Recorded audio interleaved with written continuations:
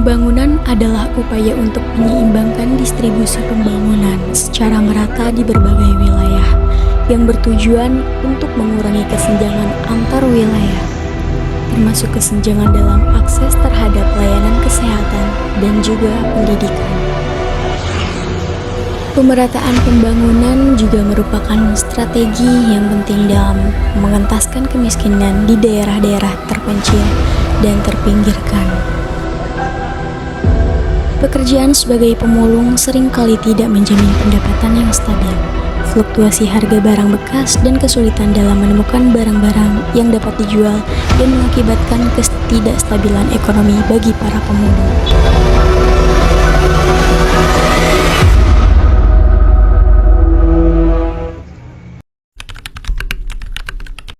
Kalau tinggal di sini udah lama, dari tahun 2007, tapi kalau jadi pemimpinnya baru 1 tahun. Di sini sekitar 5 tahunan. Kurang lebih 40-an tahun dari kecil. 30 tahunan. Pengurus RPK itu udah sekitar ada 8 tahunan.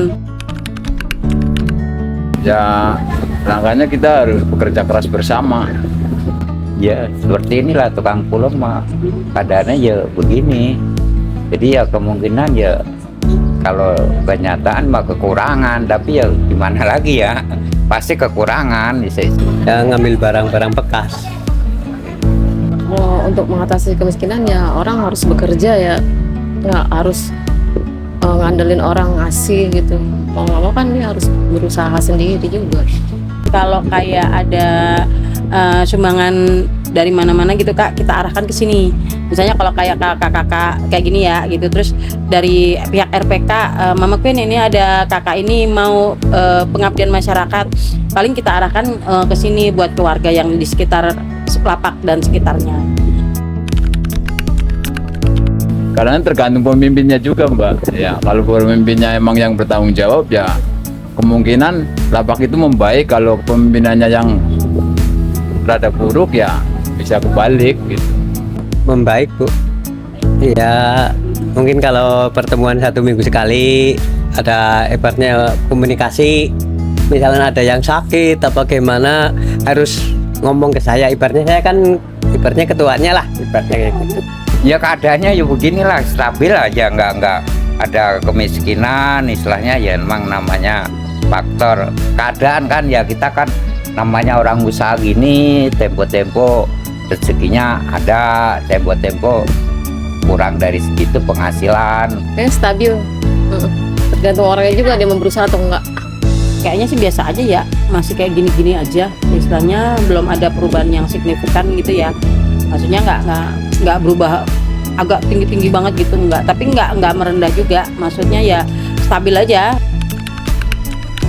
Program kesehatan, sekolah anak-anak gratis gitu.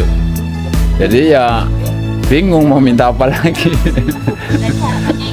Ya udah, ya jalanin aja apa adanya lah.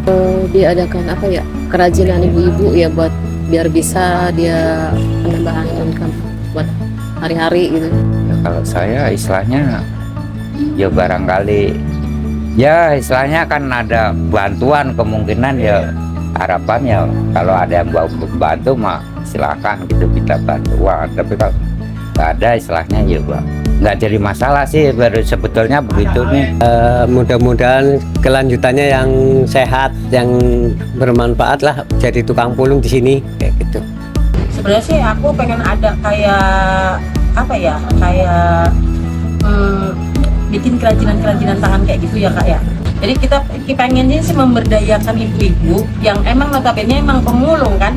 Mereka kan ini mereka nggak beli Kak, barang-barang ini mereka nggak beli, mereka kan nyari.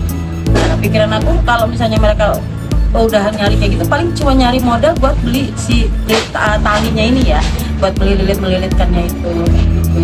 Ya paling dimodifikasi gitu kan. Tapi gitu lah. nggak mau orang-orangnya. Karena emang udah nggak telaten lah judulnya gitu.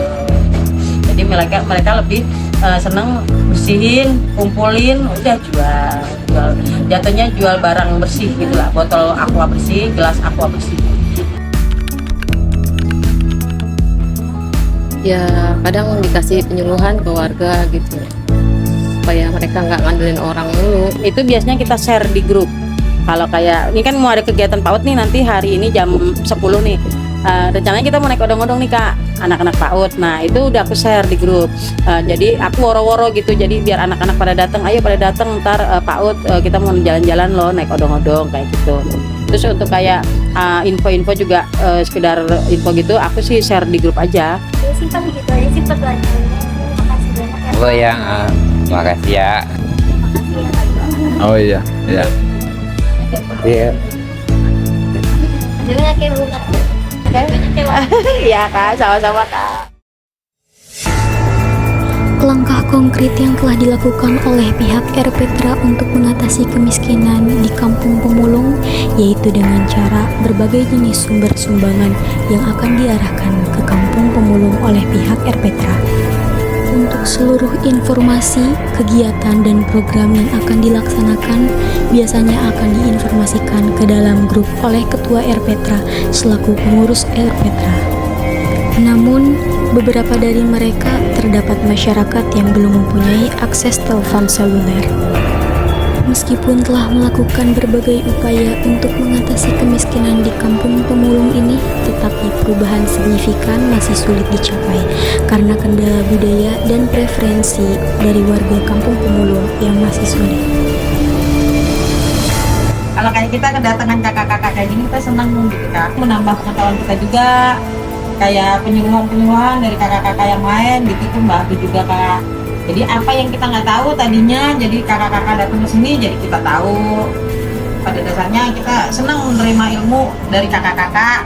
Misalnya kakak-kakak juga perlu jawaban dari kita yang misalnya tentang wilayah sekitar di sini.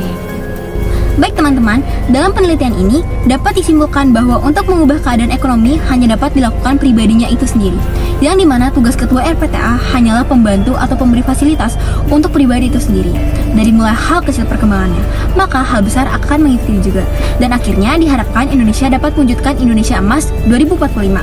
Terima kasih teman-teman yang sudah menyimak videonya sampai akhir, dan terima kasih juga untuk teman-teman yang sudah mengikuti proyek PJBL kali ini. Saya Delia Maulana, pamit undur diri, terima kasih.